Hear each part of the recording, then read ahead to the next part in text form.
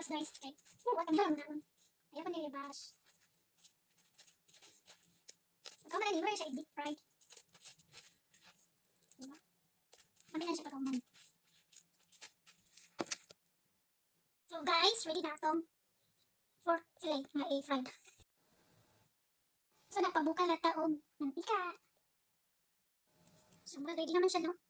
Ito na siya i-fried.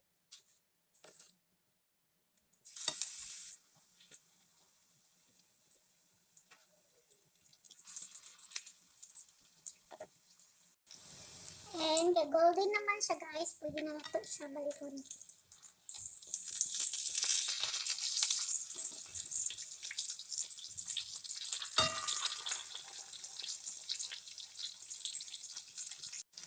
So I think ready na siya guys.